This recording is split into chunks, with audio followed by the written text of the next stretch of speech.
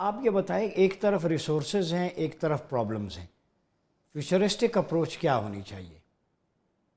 بہت شکریہ ڈاکٹر صاحب، سوال آپ کا بہت اچھا ہے۔ انتہائی پیچیدہ مسئلہ ہے لیکن اس کا حل بھی انتہائی آسان ہے۔ دیکھیں، مسلمان ممالک جو ہیں، 57 اسلامی ملک ہم کہتے ہیں، ہمارے پاس پوری دنیا کا 75% جو ہے آئل ریزرو ہے۔ سونے کے ذخائر جو ہیں ہمارے کئی ہزار ٹن جو ہیں 57 ملکوں میں موجود ہیں۔ ٹھیک ہے، وہ جس ملک میں ہیں اس ملک کی ملکیت ہے، ان کے اوپر کوئی مشترکہ ملکیت کا منصوبہ نہیں ہے ہمارا، لیکن بظاہر دیکھا جائے تو اس وقت جو مسلمانوں کی حالت ہے، پوری دنیا میں ہماری آبادی اس وقت تقریباً 2 ارب ہے، اور 2 ارب آبادی کے ساتھ ہم پوری دنیا کی جی ڈی پی کا 22% جو ہے ہم مسلمان کنٹریز جو ہیں وہ پیدا کرتے ہیں۔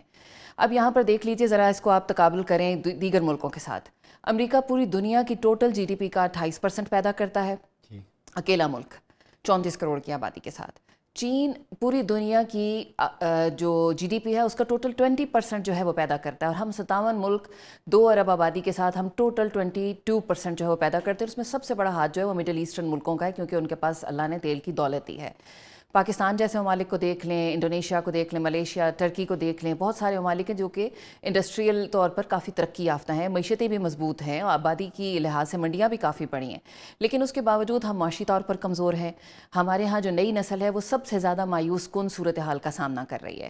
کیونکہ ہمارے جو نوجوان ہیں، پاکستان سمیت دیگر اسلامی ملکوں کو دیکھ لیں، ہمارے نوجوانوں کا پہلا جو خواب ہوتا ہے وہ یہ ہوتا ہے کہ انہوں نے ملک سے باہر جا کر اپنا کریئر بنانا ہے۔ انہیں اپنے اپنے ملکوں میں انکلوڈنگ پاکستان اپنا کوئی فیوچر نظر ہی نہیں آتا۔ شاید ہماری سوشل میڈیا کے تھرو اور میڈیا کے تھرو ہماری کچھ اس طرح سے ذہن سازی کر دی گئی ہے کہ ہم نے ایک ویسٹرن لائف کو آئیڈلائز کر لیا ہے۔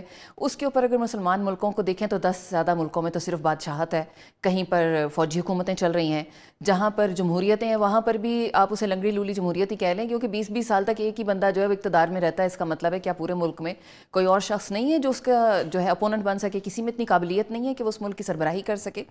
تو یہ جو اقتدار سے چمٹے رہنے کا لالچ ہے اور جو موت کا خوف ہے، اس میں آپ نے کہا، حدیث کا حوالہ شروع میں بھی دیا، تو یہ بھی ایک اللہ کے رسول کی حدیث ہے کہ مسلمانوں پر ایک وقت ایسا آئے گا جب دشمن تم پر ایسے ٹوٹیں گے جیسے کھانے کے پیالوں پہ ٹوٹتے ہیں، کیونکہ اس وقت ہمارے میں اتحاد نہیں ہوگا۔ اور اگر آبادی کے لحاظ سے دیکھا جائے تو ہم کرسچینٹی کو 2050 میں جو ہے ہم پیچھے چھوڑ دیں گے، تو صرف 25 برس کا جو ڈفرنس ہے، ہو سکتا ہے اس سے پہلے بھی ایسا ہو جائے، لیکن اتنے مسلمان جن میں ایمان نہیں ہے، ہم تو ایک ہجوم کی طرح رہ رہے ہیں اس دنیا میں، ہمارا کوئی پازیٹیو جو ہے امپیکٹ نہیں ہے دنیا پہ، پوری دنیا اسلاموفوبیا کا شکار ہے۔ ہم نے تو اپنا جو کہتے ہیں نا، آپ تاریخ کو بھی چھوڑیں، مذہب کو بھی ایک سائڈ پہ رکھیں، بحیثیت انسان ہم نے لوگوں کے بیچ میں اپنی پہچان نہیں بنائی۔ اس کا قصور سب سے بڑا ہمارا ہے۔ اور پھر سب سے بڑا اس وقت جو مسئلہ پوری دنیا میں چل رہا غزہ کا، آپ دیکھیں، اسرائیل کی ایک ویلیو کا ایک چھوٹا سا ننھا منا سا ملک ہے جس کی کوئی لیجٹیمیٹ حیثیت بھی نہیں ہے، اس کے مقابلے پہ اتنا بڑا ملک مصر ہے، ساتھ اس سے کئی گنا بڑا ملک، اسرائیل سے کئی گنا بڑا ملک جو ہے جارڈن ہے۔ یہ تمام ملک اس کو، اسرائیل کو روکنا چلیں دور کی بات ہے، ایٹ لیسٹ آپ غزہ میں آپ کھانے پینے کا سامان تو بھیج سکتے ہیں، آپ اتنا پریشرائز تو کر سکتے ہیں۔ قطر کے ساتھ مل کر اسرائیل جو ہے وہ، ابھی کچھ دن پہلے ایک پلان سامنے آیا کہ جناب ان لوگوں کو شام میں بسانے کی کوشش کی جائے تاکہ غزہ کی پٹی کو خالی کرایا جا سکے۔ اس کے باوجود آپ دیکھیں اتنے اسلامی ملک اکٹھے ہو کر غزہ کی بحالی کے لیے ایک منصوبہ پیش نہیں کر سکے، جو پیش کیا گیا اسے ریجیکٹ کیا گیا، اور ان کے پاس اس کا کوئی آلٹرنیٹ بھی نہیں ہے۔ افریقہ کے صحراؤں سے ہمیں وہ ایک امید کی کرن نظر آتی ہے، جو مسلم میجورٹی کنٹریز ہیں جن کا ڈاکٹر صاحب نے حوالہ دیا۔ یہ بتائیں ہماری پوٹینشل کیا ہے اس خطے کے اسلامی ممالک، جنوبی ایشیا میں بالخصوص؟ اب آپ دیکھیں جو نئی نو زائدہ ریاستیں رشیا سے آزاد ہوئی، سینٹرل ایشیا اسے کہتے ہیں، پھر اس کے بعد ترکی دیکھیں، پاکستان، افغانستان، پھر آپ کا ایران اور مڈل ایسٹ، ان کا کیا رول ہے فیوچر میں؟ کیوں نہیں ایک ہو کہ کم از کم اپنی تجارتی منڈی تو مشترکہ ہو سکتی ہے نا، باقی کچھ نہ کریں؟ ڈاکٹر صاحب، اس کے اندر بھی وہی بہت ساری باتیں آ جاتی ہیں، کہیں قوم پرستی بڑھ رہی ہے، کہیں شیعہ سنی اختلاف ہے۔ یہ علیحدہ بات ہے کہ مغرب کو ہم سب مسلمان نظر آتے ہیں اور ہم آپس میں ایک دوسرے کے ساتھ جو ہے فروئی اختلافات میں اور گروہوں میں بٹے ہوئے ہیں، اور کہیں پہ کوئی عربی اور عجمی کا ڈفرنس آ رہا ہے، کہیں کچھ ہے۔ کسی جگہ آپ نے دیکھا ہوگا گلف کنٹریز میں اور دیگر کچھ اسلامی ممالک ہیں جو بڑے امیر ہیں، وہاں پہ بادشاہتیں ہیں، خاندانی حکومتیں چل رہی ہیں، وہاں پر بہت سارے لوگوں کو صرف اس لیے بھی آنے کی اجازت نہیں دی جاتی کہ کہیں ہمارے ملک میں جمہوریت کا جراثیم نہ لے آئیں۔ پاکستان میں بھی اس طرح کے بہت سارے مسائل ہیں۔ آپ ہمیں دیکھیے، ہم پاکستانی جو ہے نا، پاکستان بحیثیت ایک قوم اور ایک ملک کے ایک بہت مضبوط ملک ہیں مسلم امہ کے لیے۔ ہم سے لوگوں کو خام خواہ میں بھی مطلب میں خام خواہ کی امید اس لیے کہوں گی کہ ہم ان امیدوں کو پورا نہیں کر سکتے.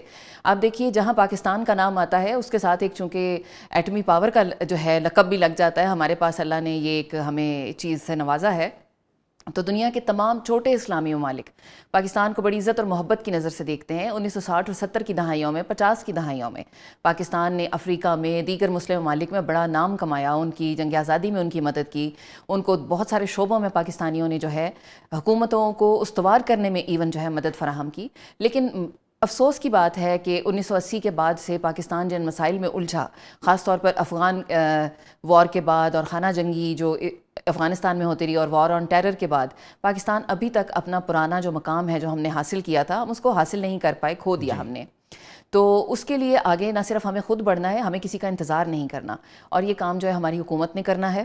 اب ہمارے ہاں رات دن جو ہے حکومت اور اسٹیبلشمنٹ اور دیگر باتوں کی رٹ لگی رہتی ہے، لیکن اگر ہم اپنی حکومت کو مضبوط کریں، ہماری سول سوسائٹی، ہماری اکیڈیمیا. وجیہ سعید ون لائنر بتائیں، وٹ نیکسٹ فیوچر کیا ہے، کیسے کرنا ہے، آگے بڑھنا ہے؟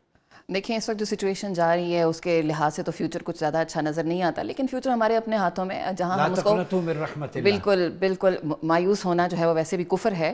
تو اس وقت جو اسلامی دنیا کے تمام مسائل کا جو بہترین حل ہے وہ تمام ممالک اپنے ملک کے حساب سے جو ہے غربت کا خاتمہ کرنے کی کوشش کریں. دیکھیں غربت جو ہے یہ انسان کو مایوسی اور کفر میں لے جاتی ہے اور آپ کا ایمان اور نظریات بھی سب ختم ہو جاتے ہیں. تو اپنے عوام کو جو ہے خوشحالی دی جائے، ان کی تنگدستی دور کی جائے، اور نوجوان نسل کو جو اس وقت 21ویں صدی کے چیلنجز اور 22ویں صدی کے لیے بھی تیار کیا جائے. دنیا اے آئی پہ جا رہی ہے، ہم ابھی تک رٹالائزیشن پر چل رہے ہیں. تو ہمیں اپنے سسٹم چینج کرنے ہیں. اپنا جو ایک نیشنل جو پالیسی ہے، پاکستان جیسے ممالک کو نیشنل پالیسی بنانے اور اس پر امپلیمنٹ کرنے کی ضرورت ہے. کرنا چاہیے.